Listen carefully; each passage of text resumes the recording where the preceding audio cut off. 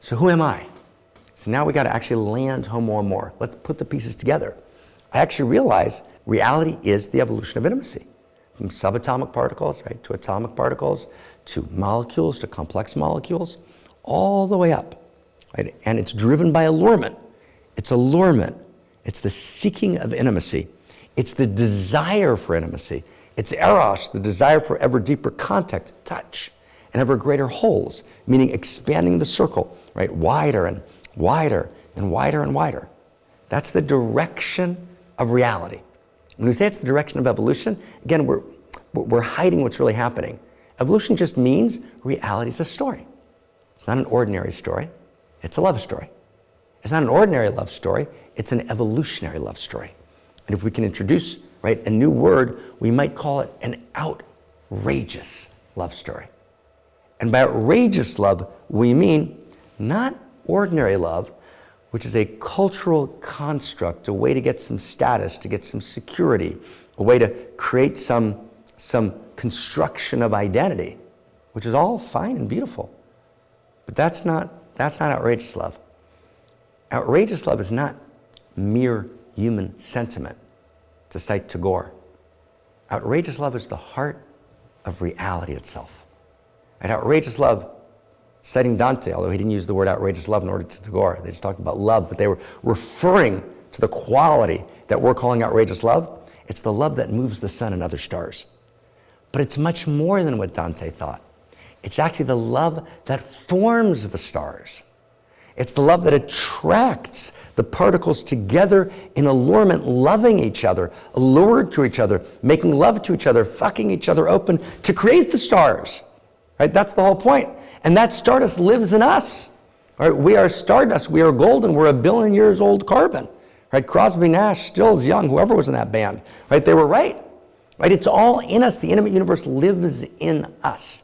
And so all of those intimacies are awake, right? Alive, moving in us. And it's only when I begin to realize that I'm at home, right? For the first time in reality. I begin to realize I'm not just a human being in this separate self, desiccated sense. I'm not just a separate self. I'm not just part of the one true self. I'm actually a Homo Amor. I'm an evolutionary, unique self. And that means that I have the most stunningly, scientifically accurate answer to the question of, who am I? Or if I would say it in the second person, who are you? You are an irreducibly, meaning it's not social culture and psychological conditioning. Of course, that's part of the mix. But underneath that, you are an irreducibly unique expression of the love intelligence, the outrageous love intelligence, and the love beauty, the outrageous love beauty. You're an irreducibly unique expression of the love intelligence and love beauty that is the initiating and animating eros and energy of all that is, that lives uniquely in you, as you, and through you, that never was, is, or will be ever again in all of eternity other than through you. And as such, you incarnate a unique quality of intimacy. You incarnate a unique perspective, which fosters your unique capacity of being and becoming, which fosters your unique capacity to give a unique gift in your unique circle of intimacy and influence that can be given by you and you alone. And that in turn creates what we might call your unique, drumroll, obligation. But interestingly, in original Hebrew, the word for love and obligation are the same. It's not an obligation imposed by an external structure. It's actually your intrinsic nature, uniqueness, your very uniqueness, which is your greatness, is what calls you. You're aroused by your own uniqueness, by the gift that you have to give, that no one else that ever was, is, or will be other than you can give that gift. And you realize, who am I? I am Homo Amor. And I am unique self. Right? I am the intimate universe coming awake, alive in me. And that experience, that quality of being unique allows me to rest for the first time. See, all human beings have needs that Maslow, with total respect, what a gorgeous job he did, but he missed some of the core. Every human being has a need to be intended. I want to be intended. I don't want someone to forget my anniversary or my birthday. I want them to think about it for a few weeks and get me a present. And if they thought about it the day before, not feeling so good. I want to be intended. We all want to be chosen. I don't want to be the chosen one, right? I want to be chosen. 3, I want to be recognized, right? I want to be seen. 4, I want to be loved, but not just loved, I want to be adored. Adore me. 5, I want to be desired. I don't want to be desired, I want to be wanted. I want to be wantonly wanted, right? And 6, I desperately need to be needed. A human being who feels I'm not needed dies. A human being who feels I'm not desired withers away. A human being who's not adored wilts and dries up. A human being who's not recognized and seen, or who's systematically misrecognized, falls into addiction and depression, or even suicide, right? Last year, 800,000 suicides in the world. We're rapidly moving towards 1 million suicides a year. And a human being who feels I'm not chosen feels empty and desiccated inside, the hollow men, the stuffed men. And a human being who feels not intended feels fundamentally dishonored in their very core. But what we do is, we take those 6 core human needs, we do this insane move. We say, we're going to find one person that we're hormonally attracted to at a particular moment in our lives. And we say, it's you. Intend me, desire me, choose me, recognize me, right? See me, need me, adore me. And if you dare stop for 1 fucking second, I'm going to rip your eyes out, right? Right? I mean, it's a crazy contract we make. We actually ask one person to fulfill all of those needs every day, forever, which is never going to work. Which is why if my partner for a second doesn't desire me, or God forbid, they desire someone else, I'm devastated. And my entire existence falls out. I might even go into a fit of rage and murder my partner. We call that a crime of passion, right? It's actually a crime in which I feel like I've lost passion. You're not passionate for me. That's where the crime is. It's a failure of passion, right? But we kind of, wow, right? It's that formula of reality which is the source of unbearable suffering, right? It's the recipe of devastation. And it's the recipe of degradation, because you can't avoid degradation, right, in that recipe. The realization is, right, the shift happens when I realize that actually I can get all 6 of those core needs met by the structure of reality itself. And let me just bracket for a second before we explain how that works. Let's just segue for a second. Let's segue for a second to Ellis Island, the United States, where my parents, right, came from Europe, and so many people came through Ellis Island, and in many other countries in the world have their version of Ellis Island, where I remember that scene. There's a great scene in that epic 20th century classic, The Godfather. So I think the scene is in Godfather 2, when Vito Corleone is a young child, and his father's killed by the local mafia chieftain, and his brother's killed, and his mother's killed in front of him, and the local chieftain wants to have him killed, and he runs away, and he somehow gets secreted and makes it to the United States. And you see the boat coming into the New York harbor and passing the Statue of Liberty, right? And it gets down, goes down the plank and walks into Ellis Island, and all of a sudden, the very structure of democracy gives him dignity. He has rights. Why? Because he's a human being.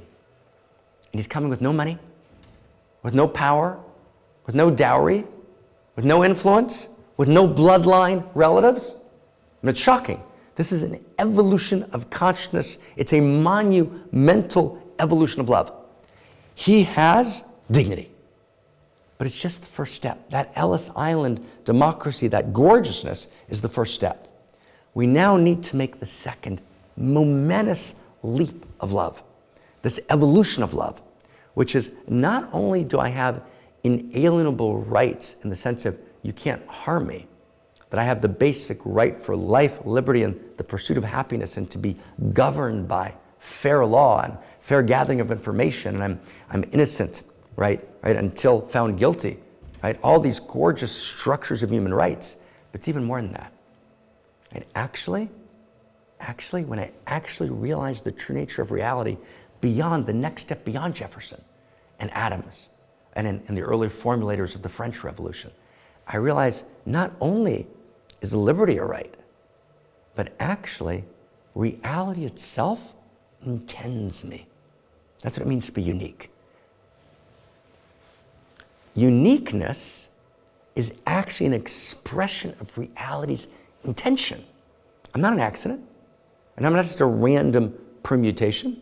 If you actually check the evolutionary unfolding, you realize that evolution requires synchronicity after synchronicity, way beyond any statistical possibility, to actually manifest me.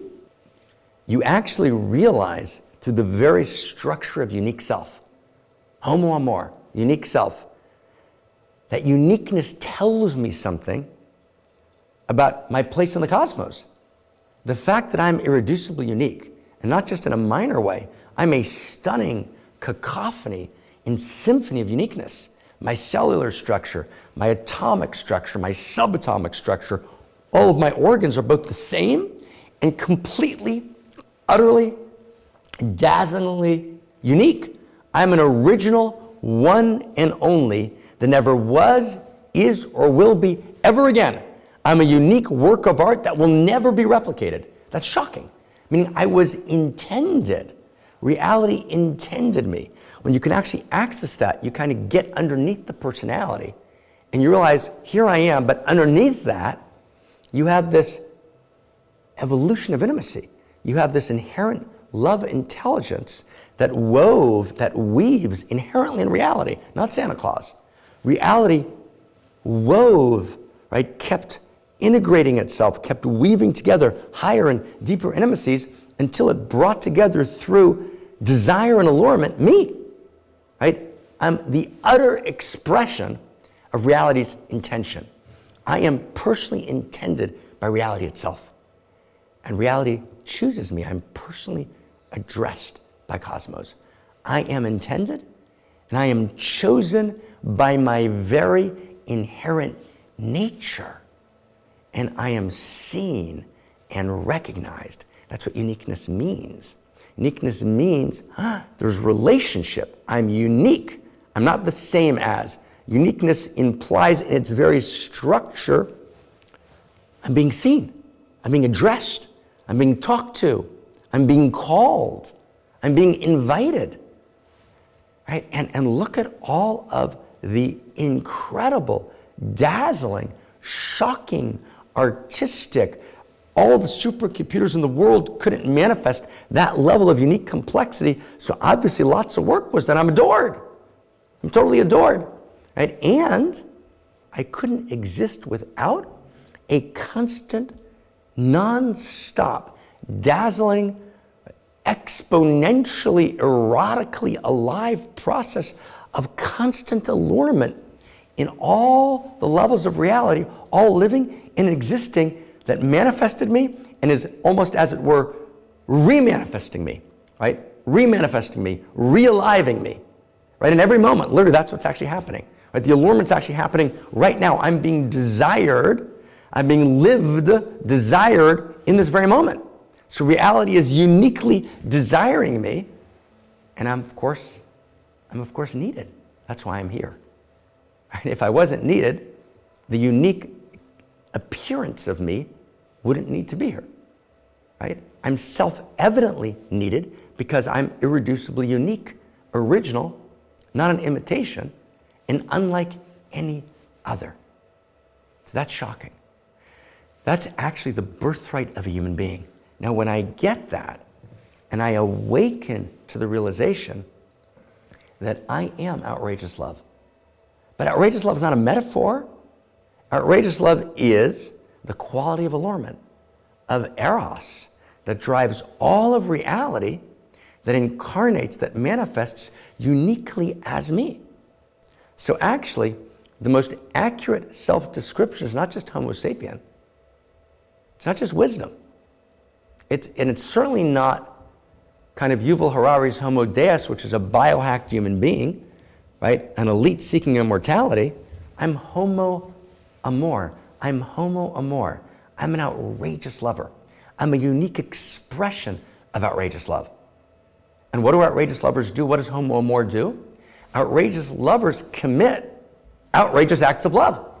And which outrageous acts of love do outrageous lovers commit? Those that are an expression of his or her unique self. Now, if that's all so self-evident, which it is, why isn't everyone doing it?